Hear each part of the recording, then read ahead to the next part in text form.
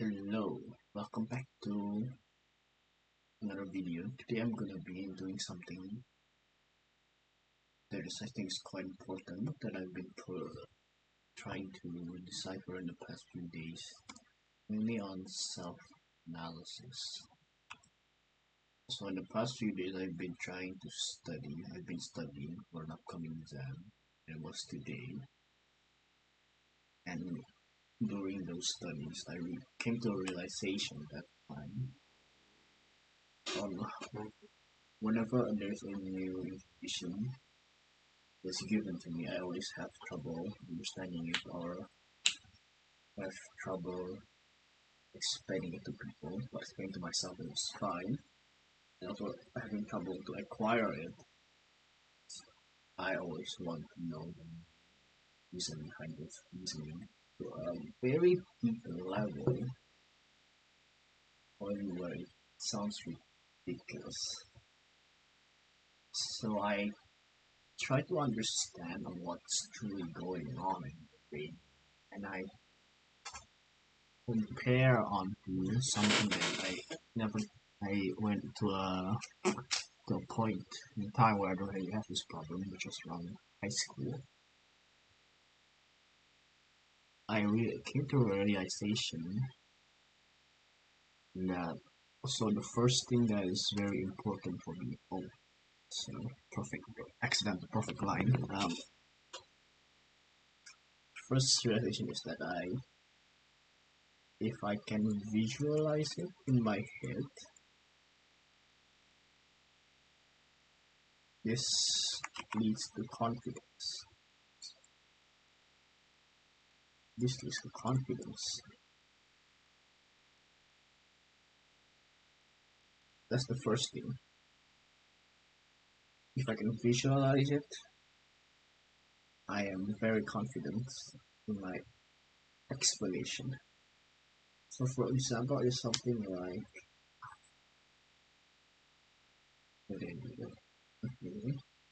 something like oh, the sine function. So the sine function is opposite over hypotenuse, and remember like okay, so sine function is just the opposite of the hypotenuse. Then my brain could be like, but how does one manage to create all the functions of the sine function? Well, if you were to draw a triangle, then the values change accordingly. And that's how people found the sine function from sine of 0 to sine of 90 and so on. Or maybe another example is something like if I were to pull, let's say I have a box and I'm pulling here, the only thing that's driving this box to move in the x direction is the force multiplied by the cosine of this angle. It's like I'm really like okay, but why is that? Because if you multiply by the cosine is adjacent over hypotenuse, and then because the hypotenuse is f times cosine equals to the x component, and I can visualize it right here, and it really helps me gain my confidence. Like okay, something like that. Now something that I know is true that I always have troublesome visualizing it at some point. I remember it's about pressure. This was around high school actually, about pressure. You see, the higher the speed, the lower the pressure. I'm like, what? How's that possible? Now imagine if we were to be. Here's my imagination. I imagine something like a water stream hitting you. The impact force has to be really strong. So I thought that is bullshit. It's not possible. S- But over time, I came to realize that it's actually called static pressure. And then from this on, I can ask like, why is that? Why is it?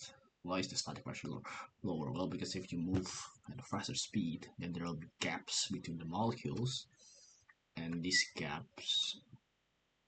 um, these gaps then don't really push down on you anymore when you have high speed, and causing it to have less static pressure. And I can just draw it. Remove these gaps are the ones that are causing.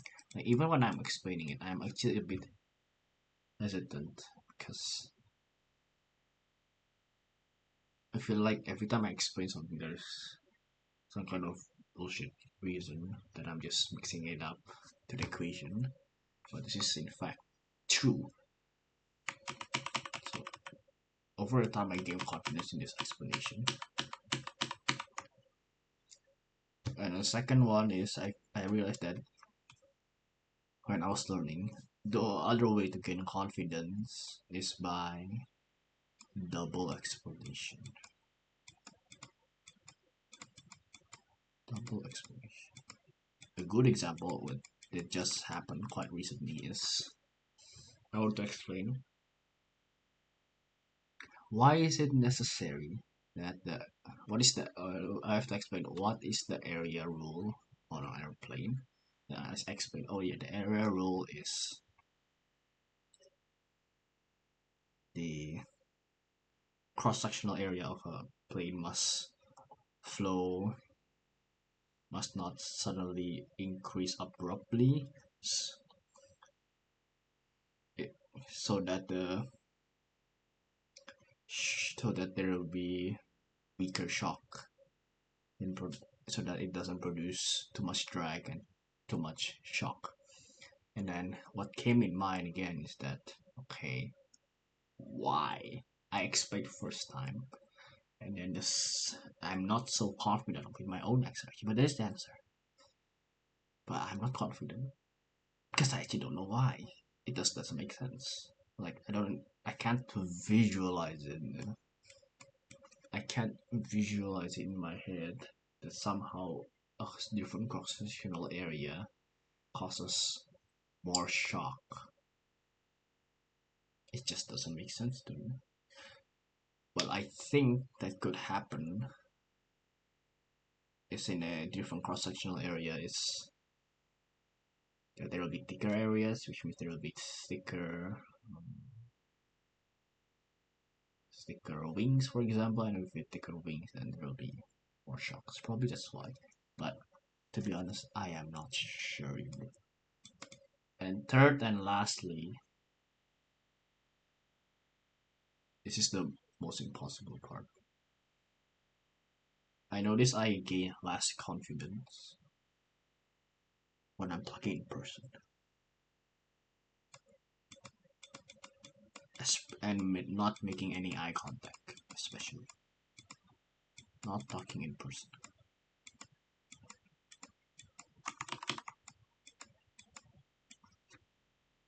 I'm always very afraid,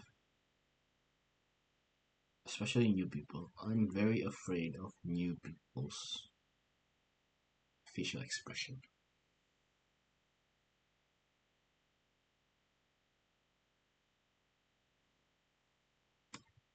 This is the last piece. Especially new people, alright.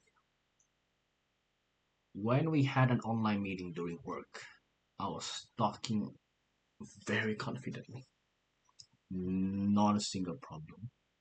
Because I can just focus on my screen, don't care about what's going on in the background, and just talk. In person, however, when I talk, I can see whether they don't understand my face or they're kind of confused.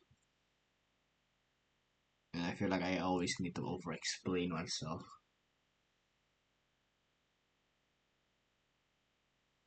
I need to always explain myself even deeper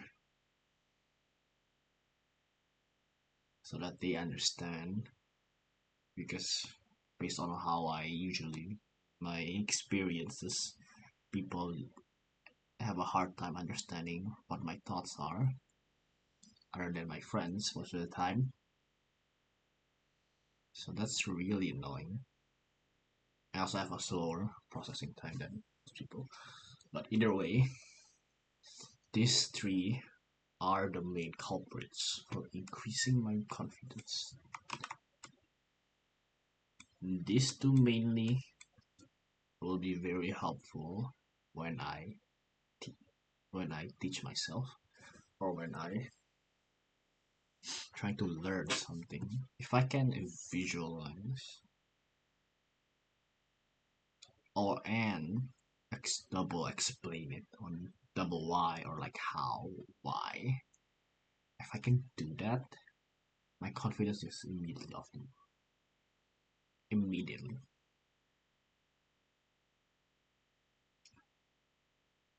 By giving examples is definitely the best way to do it,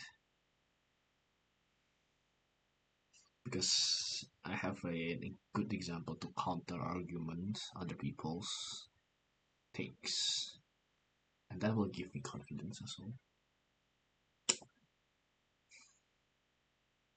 It's a good thing I realize now. I have something to work on that that is in my favor. I know now my strengths and my weakness. It's definitely not what normal people is used to. Well, I guess I just have to somehow manage it. Well, that's it from me. So goodbye.